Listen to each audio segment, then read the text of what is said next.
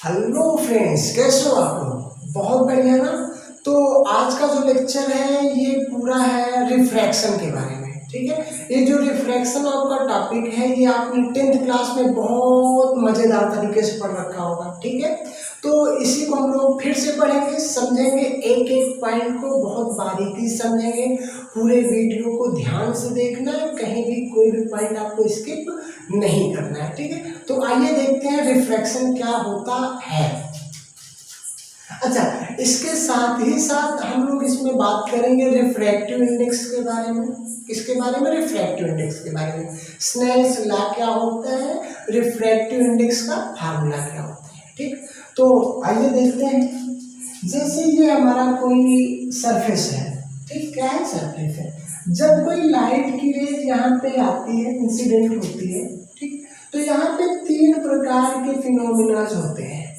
कुछ लाइट की रेज को ये सरफेस अपने अंदर समेट लेगा, एब्जॉर्ब कर लेगा। प्लीज ध्यान से, कुछ लाइट की रेज को ये जो सरफेस है क्या कर लेता है? एब्जॉर्ब कर लेता है। पहला केस हो गया। ठीक, दूसरा क्या होता है? कुछ लाइट की रेज सेम मीडियम में वापस लौट जाती है, वो हमारा कहलाता है रिफ्लेक्शन। क्या कहलाता है? रिफ्लेक्शन।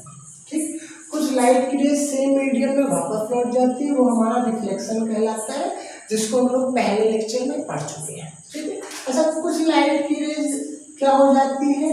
दूसरे मीडियम में चली जाती है। दूसरे मीडियम में चली जाती है, यही हमारा कहलाता है रिफ्रैक्शन। क्या कहलाता है? रिफ्रैक्शन। तो हम लोग बात करने वाले हैं रिफ्रैक्शन के बारे में। तो आइए अपनी हेडिंग डालते हैं, रिफ्रैक्शन। रिफ्रैक्शन, ठीक। तो रिफ्रैक्शन क्या होता है समझिए। जैसे कोई लाइट की रेज है, वो एक मीडियम से, जैसे लाइट की रेज है एक मीडियम से अगर दूसरे मीडियम में जाती है तो इसके पाथ का जो डायरेक्शन है वो चेंज हो जाता है। ठीक, इसी को हम लोग बोलते हैं रिफ्रैक्शन। फिगर से समझेगा हम लोग। ये हमारा सरफेस है, सरफेस ट्रांसपेरेंट होना चाहिए। यहाँ पे आप नॉर्मल ड्रा करो। क्या करते हैं? नॉर्मल ड्रा करते हैं। ये हमारी इंसिडेंट आ रही है, ढिंक चिका रे करके। ठीक, ढिंक चिका रे है ना, इसमें भी रे ही आ रहा है। ये हमारी इंसिडेंट रे, इंसिडेंट रे। ठीक, आई। अब अगर ये मीडियम फर्स्ट है और ये मीडियम क्या है? सेकेंड है। जब लाइट की रेज एक मीडियम से दूसरे मीडियम में जाती है तो इसके पाथ का डायरेक्शन देखो, डायरेक्शन कुछ इस प्रकार से होना चाहिए, सीधे होना चाहिए, लेकिन लाइट की रेज अब सीधे में ना जा करके इसका डायरेक्शन चेंज हो जाता है। क्या हो जाता है? चेंज हो जाता है। दो केसेस होंगे, या तो ये लाइट की रेज नॉर्मल की ओर आएगी या फिर नॉर्मल से दूर जाएगी। इसी पूरे फिनोमिना को हम लोग बोलते हैं रिफ्रैक्शन। क्या कहते हैं? रिफ्रैक्शन। जब कोई लाइट की रेज एक मीडियम से दूसरे मीडियम में ट्रेवल करती है तो इसके पाथ का डायरेक्शन क्या हो जाता है? चेंज हो जाता है। इसी घटना को हम लोग क्या कहते हैं? रिफ्रैक्शन कहते हैं। यहाँ पे एक एंगल बनेगा, आई कहते हैं, इंसिडेंट एंगल कहते हैं। यहाँ पे रिफ्लेक्टेड एंगल कितना हो जाएगा? आर हो जाएगा। क्या हो जाएगा? आर। प्लीज एक बार फिर से हम लोग समझते हैं कि जैसे कोई लाइट की रेज है, वो एक मीडियम से दूसरे ट्रांसपेरेंट मीडियम में जाता है। ठीक है, तो उसके पाथ का जो डायरेक्शन है वो चेंज हो जाता है। इसी को हम लोग कहते हैं रिफ्रैक्शन। ठीक है, यहाँ पे दो केसेस होंगे, कब लाइट की रेज नॉर्मल की ओर बेंड करेगी, कब नॉर्मल से दूर जाएगी। तो हम उसको भी समझ लेते हैं। ठीक, कि बेंडिंग ऑफ लाइट, लाइट कब बेंड करती है।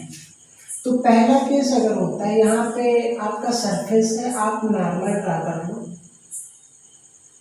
ये हमारा क्या है? नॉर्मल है। इंसिडेंट रे आ रही है, इंसिडेंट रे आई आर पे डिनोट कर दो आप। ठीक है, ये रेयर मीडियम है, रेयर मीडियम है, और ये डेंसर मीडियम। कैसा मीडियम? डेंसर। रेयर को अगर हम हिंदी में बात करें विरल माध्यम होता है और ये सघन माध्यम होता है। अब ये लाइट की रेज आएगी, नॉर्मल की ओर बेंड कर जाएगी। यहाँ पे एंगल आई होता है और यहाँ पे एंगल क्या होता है, आर होता है। ठीक, तो यहाँ पे हमको देखने को ये मिला कि जब लाइट की रेज रेयर मीडियम से डेंसर मीडियम में जाती है तो क्या हो जाती है, नॉर्मल की ओर बेंड कर जाती है। नॉर्मल की ओर क्या कर जाएगी, बेंड कर जाएगी। तो यहाँ पे आप लिख दोगे बेंड्स टुवर्ड्स द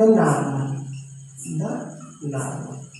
ठीक, एक बहुत मजेदार पॉइंट यहाँ पे निकल के आया कि लाइट की रेज अगर रेयर मीडियम से डेंसर मीडियम में जा रही है तो नॉर्मल की ओर क्या कर जाएगी, बेंड कर जाएगी। ठीक है, रेयर से डेंसर मीडियम में जा रही तो नॉर्मल की ओर बेंड कर जाएगी। पहला केस हो गया यहाँ पे।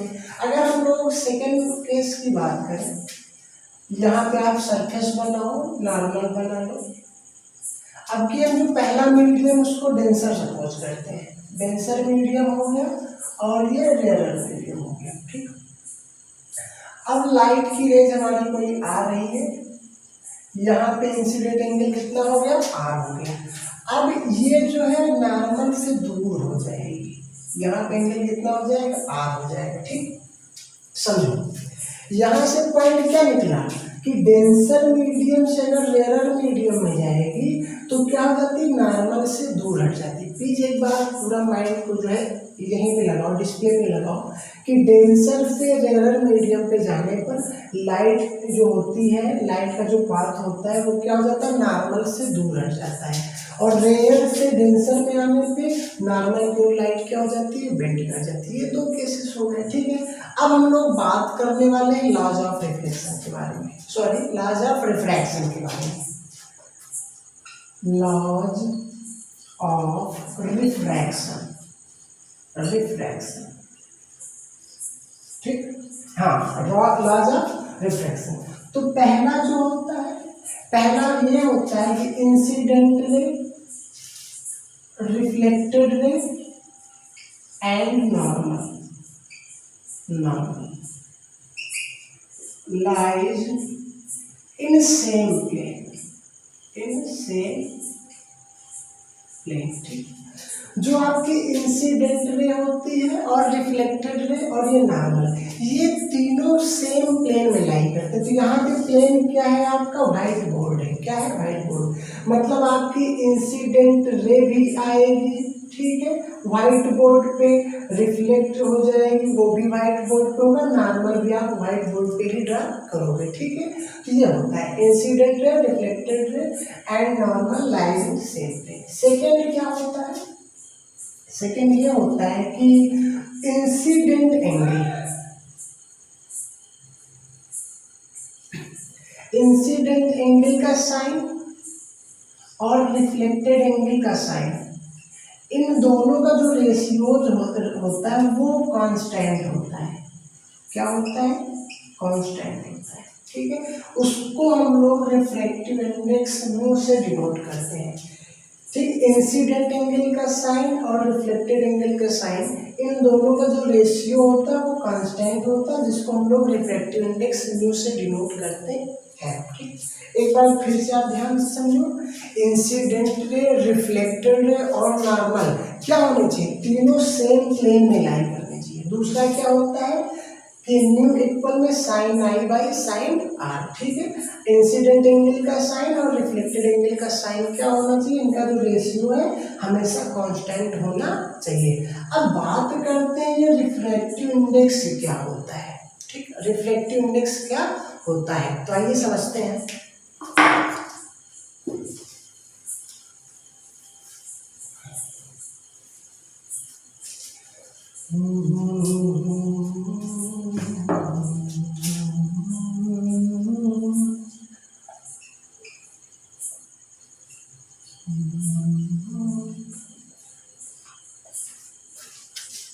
रिफ्रैक्टिव इंडेक्स, ठीक, रिफ्रैक्टिव इंडेक्स को हम लोग म्यू से डिनोट करते हैं। किससे डिनोट करते हैं, म्यू से, या कभी कभी हम लोग एन से भी डिनोट करते हैं। ठीक है, जिसको जो अच्छा लगे। तो ये क्या होता है, speed of light, speed of light in vacuum, ठीक है, अपान में speed of light in air, ठीक है। वैक्यूम निर्वात, वैक्यूम में जो लाइट की स्पीड होगी और एयर में जो इन मीडियम, ठीक। सॉरी देखो, जो वैक्यूम में लाइट की स्पीड होगी और मीडियम में, ठीक है, जिसमें लाइट जा रही है, जिस मीडियम में आपकी लाइट जा रही है उसमें स्पीड, इन दोनों के रेशियो को हम लोग बोलते हैं रिफ्रैक्टिव इंडेक्स, ठीक है। तो speed of light in vacuum divided by speed of light in medium, ठीक है। इन दोनों का रेशियोज क्या होता है? Refractive index. तो रिफ्रैक्टिव इंडेक्स एक प्रकार का रेशियो होता है। अच्छा, speed of light in vacuum ये क्या होता है? c होता है। c की वैल्यू हमको पता होती है 3 × 10⁸ मीटर पर सेकेंड, ठीक है। Speed of light in medium, ठीक है, जिस मीडियम में आपकी लाइट जा रही है, जैसे यहाँ पे हमारा मीडियम एयर है, ये क्या है? एयर है, और यहाँ पे ग्लास, ठीक, ग्लास। तो एयर में लाइट की स्पीड मान लेते हैं c है, ग्लास में कितना है? ग्लास में v है। तो यहाँ पे क्या होता है, जो ग्लास है आपका मीडियम कहलाएगा। तो यहाँ पे मीडियम की स्पीड कितना हम लोग ले लेते हैं? v ले लेते हैं, ठीक। तो c/v ये हमारा क्या कहलाएगा? Refractive index. तो हमारा एक फार्मूला निकल के आ गया, mu is equal to c/v, ठीक है। Speed of light in vacuum upon में divided by speed of light in medium, ठीक है। इन दोनों के रेशियोज को रिफ्रैक्टिव इंडेक्स कहते हैं। क्या कहते हैं? Refractive index. अगर हम बात करें कि एयर, वायु जो होता है, एयर का रिफ्रैक्टिव इंडेक्स कितना होता है? तो एयर के लिए म्यू एयर सी। अच्छा, एयर में जो होता है सी की वैल्यू कितनी होती है? सी होती है, ठीक है, अपॉन में वी। वी भी किसके बराबर होगा? मीडियम आपका लाइट की रेज एयर, दूसरा मीडियम भी हम कितना मानते हैं? एयर। लाइट की रेज एयर से आ रही है, एयर में ही जा रही है, तो यहाँ पे भी स्पीड कितनी हो जाएगी? सी हो जाएगी। तो सी अपॉन वी, वी की जगह हम लोग कितना लिखेंगे? सी, कट जाएगा, 1 हो जाएगा। Mu air is equal to 1। तो एयर में, एयर का जो रिफ्रैक्टिव इंडेक्स होता है वो कितना होता है? 1 होता है। कितना होता है? 1 होता है, ठीक। अच्छा, ये चीजें समझ में आ गई।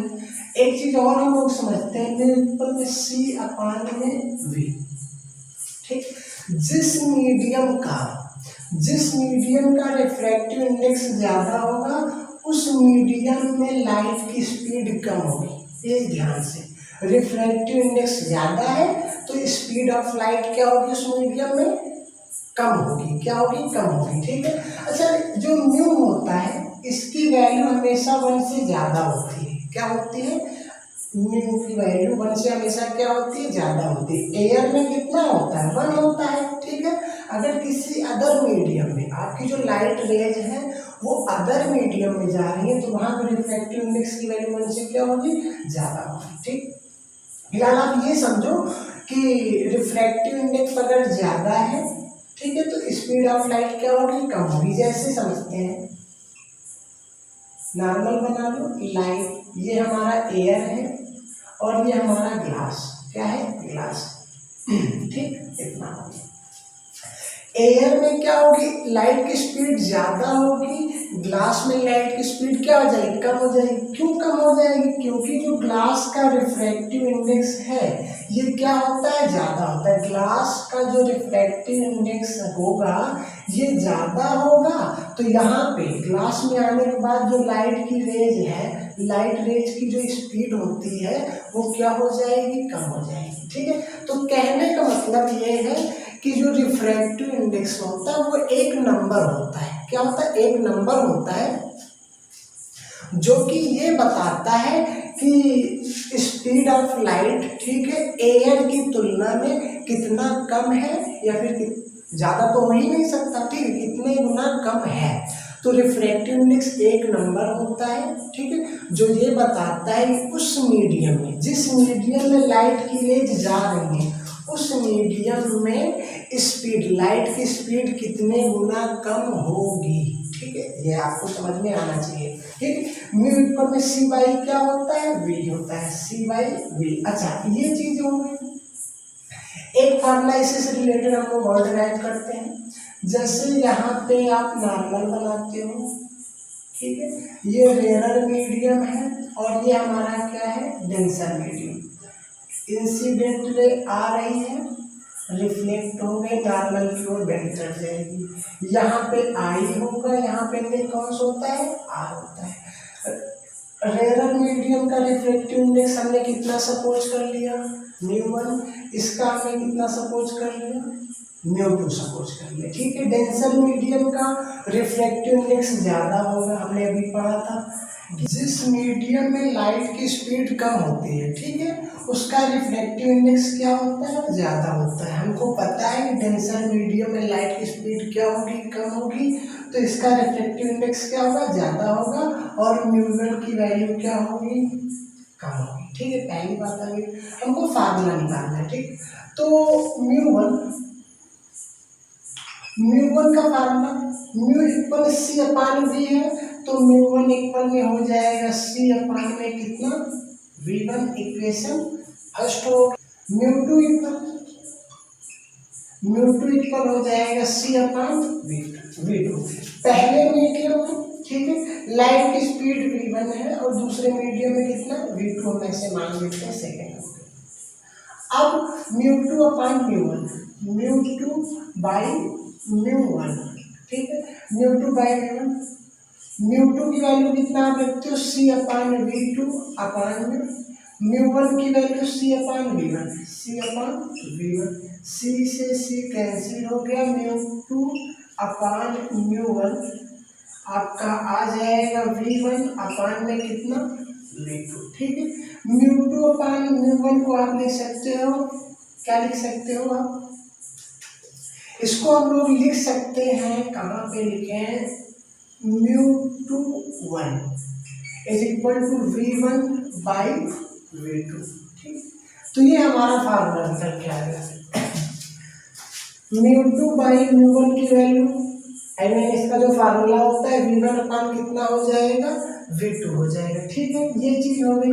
एक चीज और हम लोग समझते हैं, ठीक, यहाँ पे आप लिख लो, यहाँ पे जो v का फार्मूला होता है, ठीक है, वो होता है v इक्वल में f इंटू में लेमडा। f क्या होती है, फ्रीक्वेंसी होती है, लेमडा क्या होता है, वेवलेंथ होता है। v और लेमडा जो होते हैं, ये मीडियम चेंज होने पर चेंज हो जाते हैं, मतलब ये मीडियम पे डिपेंड करते हैं, लेकिन फ्रीक्वेंसी जो है ये मीडियम पे डिपेंड नहीं करती है। अगर लाइट सेम है, वो एक मीडियम से दूसरे मीडियम में जा रही है, तो फ्रीक्वेंसी नहीं बदलती। कहने का मतलब क्या है कि यहाँ पे जो लाइट आ रही है, ठीक, ये दूसरे मीडियम में गई, तो इसकी जो फ्रीक्वेंसी है वो चेंज नहीं होगी। क्या चेंज हो जाएगा, इसका वेवलेंथ चेंज हो जाएगा और v की वैल्यू चेंज हो जाएगी, वेलोसिटी चेंज हो जाएगी। तो यहाँ पे हम लोग देखते हैं μ2 अपान μ1 का जो फार्मूला है, μ2 अपान μ1 इक्वल में कितना है, v1 अपान v2। v1 अपान में कितना है, v2। v1 की वैल्यू, f चेंज नहीं होगा, पहले मीडियम की बात करें तो f आपका चेंज नहीं होगा, f लेमडा बाई। v2 दूसरे मीडियम में फ्रीक्वेंसी चेंज नहीं होगी, वेवलेंथ चेंज हो जाएगी, लेमडा 2। f से f कैंसिल हो गया, μ2 अपान μ1 इक्वल में v1 अपान v2 इक्वल में लेमडा 1 अपान में लेमडा 2। ये हमारा फार्मूला हो गया, ठीक है। μ1 अपान μ2 अपान μ2 अपान μ1 इक्वल में v1 अपान कितना होता है, v2, और ये लेमडा 1 अपान लेमडा 2 के क्या होता है, इक्वल होता है। इनका रेशियो जो है आपस में इक्वल होता है। तो ये आपका फार्मूला था रिफ्लेक्टिव इंडेक्स के बारे में। कोई कंफ्यूजन हो तो आप कमेंट करके पूछ लेना, ठीक है। बाकी आज का लेक्चर बस यहीं तक। Thank you.